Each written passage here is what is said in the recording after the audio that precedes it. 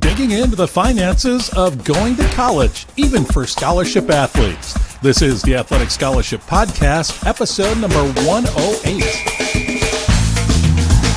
Hello, I'm Jon Fugler, your host of the Athletic Scholarship Podcast. I'm an author, speaker, a father of two scholarship athletes, and, of course, a podcaster as well. And in this episode, we're going to hear from somebody who can help us navigate the financial road. Yeah, you think, well, we got the scholarship, that's all taken care of, but not quite. Our guest today, I'll introduce him in a moment, has a lot to say and a lot of experience with this. So hang on for that. But before we get there, I want to make sure that you've got my freebie on my website, the Recruiting Power Pack. 3 things, 3 resources, all packed into one. That's why it's called the Recruiting Power Pack. Go ahead and download it. It's instant at recruitme.com, recruit-me.com. Something else that's free that I've mentioned is the audiobook of the Athletic Scholarship Playbook. Audible is offering that. If you just sign up for a 30-day trial, you can cancel it after 30 days. Then you get a free book, and you can choose the Athletic Scholarship Playbook. Great time of year as you get into the fall season. Maybe you're just getting started, and you're really having those conversations as a family about athletic scholarships. If you go ahead and get into this book, listen to it together, then you can learn together and move forward. The best way to get that is through my show notes on the podcast. I have a special link for you so you get the free 30 days with Audible and get the free book.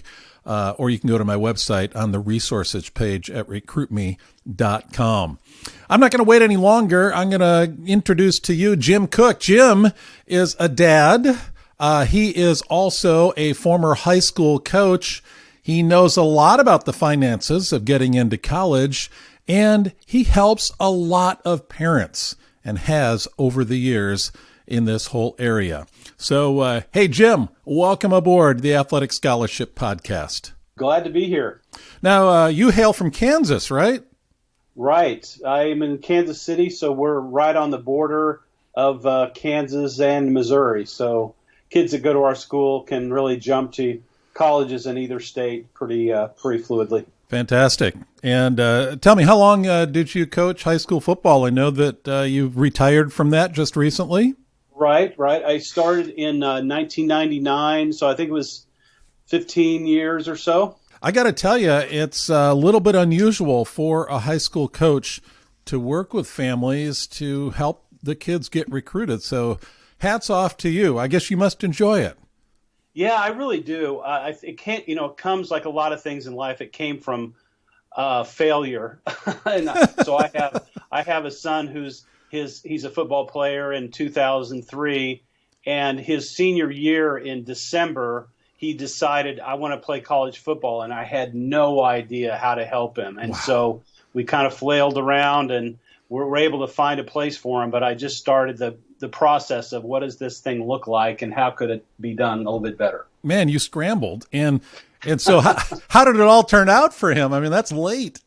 Yeah, that was really late. He, fortunately, I have found this to be true sometimes, is that he had a friend who had been recruited by a college, and he was going to the school. My son liked that school, and his friend said, hey, I got a buddy who's really good. Can he walk on? And so it was a D2 school, and he ended up walking on. Great. So that's how he made it. That's fantastic. And how about, you've got other boys too, right? Yeah, we have 7 kids, 4 boys. Do you really? Wow. Yeah, they all played football. They all could have played college football, but 2 of them did. And the last one, I was at my peak of intelligence, and he had 4 college scholarship offers, and he actually decided not to play. But at least I was a little bit better about going through it. Hey, you became better at this as a result. Right. Oh, gosh. And how about the girls? Are they athletes?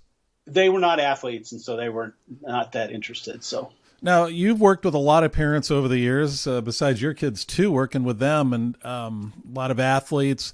I'm going to put you on the spot here. What comes to mind with the one thing that parents are surprised about regarding athletic scholarships? I mean, what is the biggest shocker for parents? I guess I would have to say cost, although, we try to warn them, especially for, we're a small Christian school and, none of our kids are D1 or even D2 most of the time. And so they're going to NAIA or D3 schools. And just the price is just like, oh my gosh, I had no idea. So that's probably the biggest shock. And then I think a close second is how much difference a high ACT score works in the athlete's favor. And a lot of times, and my kids included, ACT was a painful process to try to get them to do. But those families that I've helped that had kids that had high ACT scores, the scholarships just made a huge difference. I want to dig into this financial end of it here because you talk about, the cost of college. Even with a scholarship, there are things you have to pay even if you have a scholarship, and most athletes don't get full rides. But maybe a couple stories of athletes that you've worked with that illustrate this. Let's bring this to life, move from theory to actual life. Okay. I think one of the things that I've learned is how you have to be a student of the financial game, for lack of a better word. And the kids that I've talked with, we've had probably 40 or 50 kids play college athletics and different sports over the years. And the ones that got out with minimal student debt were experts at negotiating the financial aid offices at their college. One gal that I talked with recently, she played soccer at a small college, and she just constantly asked her coach, her financial aid office, and it reminded them, I really can't afford to go here. What kind of scholarships are available? And this is not only when she was a freshman, but when she was a junior and senior. And, so she's one of the things that she found out was her college would match any church scholarship that came her way. So like I think her church gave her $500 and the school matched it. And I told her, I said, well, I've never heard of that. How did you find out about it? She said, I ask a lot of questions. And so, who knows? Maybe there's other colleges that do that, but, you have to ask about it. So, well, there are some specific scholarships out there that are available and often unclaimed. I mean, the money is just sitting there and it's unclaimed. Other things that you hear about besides that? Oh, yes. Another kind of unique one was we had a kid that played in a school just north of here, and he worked just a really entrepreneurial kid. He worked at UPS, the freight company, and they had a scholarship for people that worked at UPS that were attending that college of $2,500. And if, as long as you work for them, they'll give you an offer. That was even actually outside of the college. So that was a unique one. I think another one that we had a kid do that we've had several kids do is military scholarships. We had a kid who served in Afghanistan. He joined the Marines, and basically they paid for his college. He would play football in the fall, and he'd do Marine reserves in the spring. Really? He ended up getting out in 5 years, served a couple of tours, and was able to get a scholarship that way. So that was another one. Well, the whole idea of the cost of college, and it keeps going up, and parents are really the ones that accumulate the debt. The students do, I guess, in some cases, in a lot of cases, but the family is saddled with a lot of debt. Any idea on what the debt load is for families after college? What are they accumulating these days? One of my I've done a little bit of research on this. I'm a kind of a Dave Ramsey guy, and just recently finished their course on student loans. And the average student loan after college is $43,000. That's just the average. So it's a bunch. I mean, that's 2 or 3 car payments. So I think students.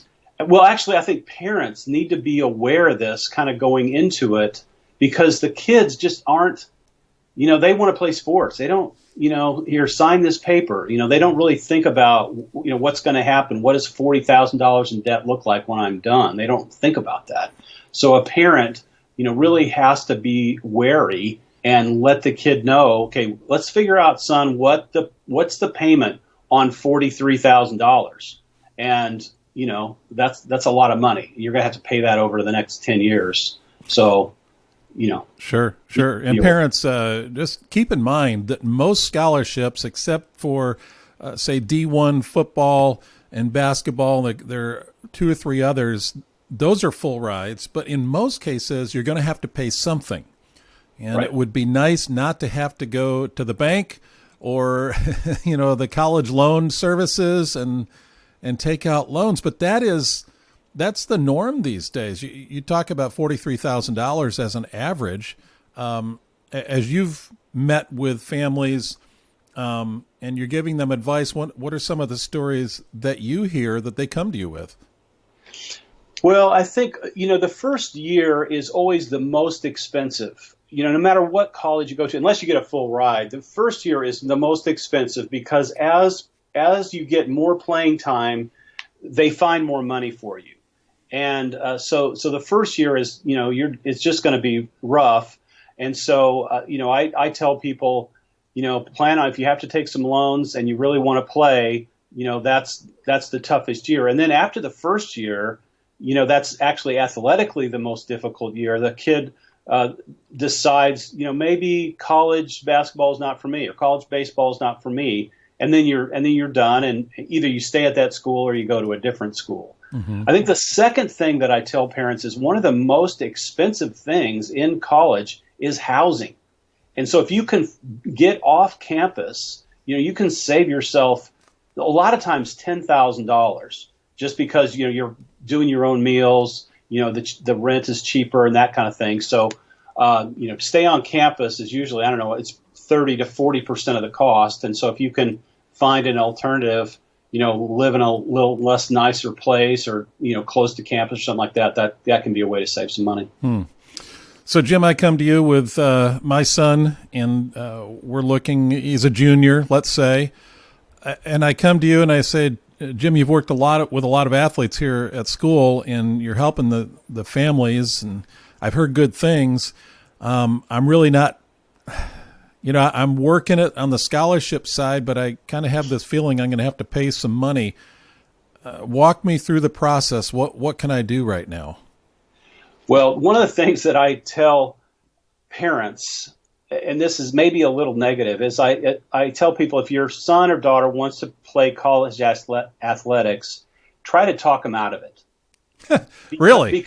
Yes, because it's really difficult. You've had fun in high school, and if you, the parent, can talk them out of it, then they're probably not college athletic material anyway, because you have to put up, especially that first year, you have to put up with a lot. You're 18, 19, you're competing against 23-year-olds athletically.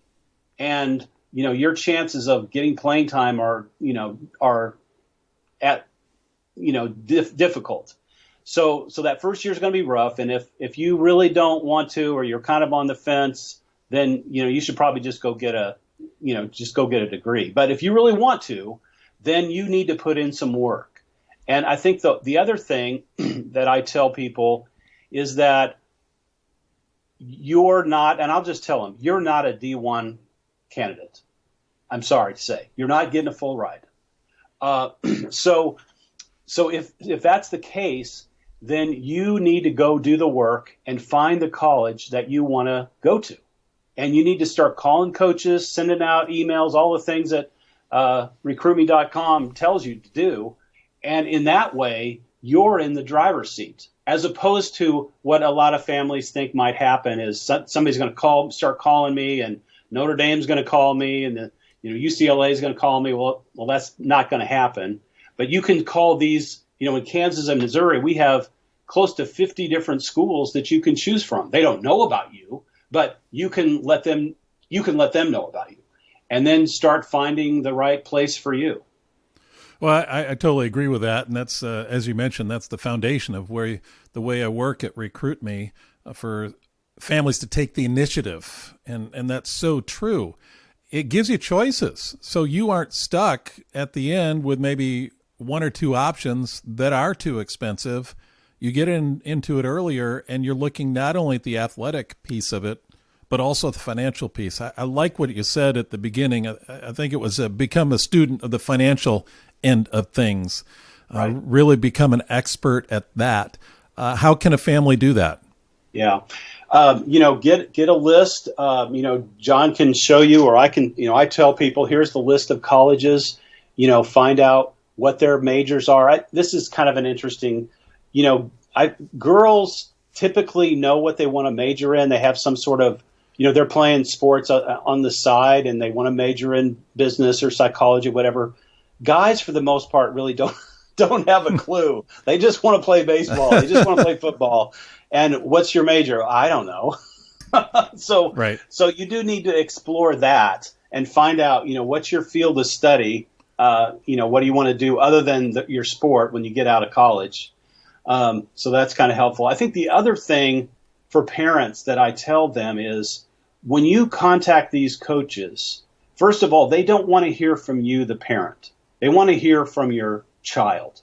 And and your son, and that's maybe difficult for an 18-year-old or 19-year-old to do, is to be articulate and say, hey, I'm interested in your school. Here's the position. Tell me about your program. It needs to come from the student.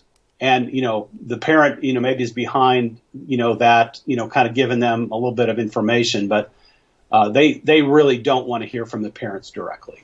Now, on the financial side, some of the other options, looking for those special scholarships, what are some other ways that you have helped advise families to offset some of the college costs? Again, getting into the real world here, what are some of those ways that you've given advice and they've followed through and it's worked? Yeah, I think just telling them here's all of the options. You can look into the college to find out, do they have a music department? Is there a music scholarship if you're musical? Things that are outside athletics. Typically, at an NAI school, I've found that the cost is $30,000 plus. They're going to give a $5,000 maximum athletic scholarship. Well, then what are the other scholarships that are available, Mr. Financial Advisor? Do you have a music program? I'm interested in music. Do you have I have a high GPA? Do you have those kind of scholarships available? And just start asking questions, knowing a little bit about your background, what you might be interested in, and just start exploring, what the option and kind of knowing, like what you said, John, that there are many scholarships that go unclaimed. Well, you need to try to find out what those are. There's even scholarships where you need to write a paper to show, an English major kind of scholarship. So you just have to start asking those questions. Just ask a lot of questions, I think. Well, I think you've rattled some cages here. That's what we wanted to do in this episode. Take the focus off the athletics, because that's only one piece of it, and on the reality of the financial, because we don't want to be strapped with the $43,000 in debt at the end of the college career. So thank you. Thank you for opening this door. You've done this for a lot of families that you've worked with. Any final words, a piece of advice as we part? I think, the one piece of advice that I would suggest is explore all options, not only athletic options, but non-athletic options. Like probably the cheapest option is your local junior college, where you're just living at home and, you're not playing sports and you're going to school. That's the cheapest option. I think the second one, at the same time, look at that option and then look at the higher priced option. And if I do play, baseball at an NAI school or football, what would the cost be? So I can either go to my junior college and pay $3,000 to live at home, or I can go to my NAI school that's, 4 hours away, and I'll be $10,000 in debt, but I get to play football. And I'm not saying that's wrong. I'm just saying, look at the costs and have several different options, not just I only want to play at this college and I'll do whatever I can to make it happen. Well, Jim, thank you. You bring a wealth of experience, real world experience, working with families, working with your kids. And I know you have a heart for athletes and seeing them end up at the best place, the best fit, without being strapped with debt as well as they pursue that scholarship. Well, Jim, thanks so much. We've interrupted our one question theme, but finances, that's a big question mark in people's minds. I'm glad we dug into it a little bit. You take care, and God bless you as you continue to help families. Thank you so much. I appreciate it, John. Next week, we resume our one question series. Ask your question. Email me at john@recruitme.com with your one big question. Maybe you got a follow-up question from this week's episode, and you just email me, and we'll go ahead and answer your question on a future episode. All right, that's it for this week. We'll catch you next Tuesday.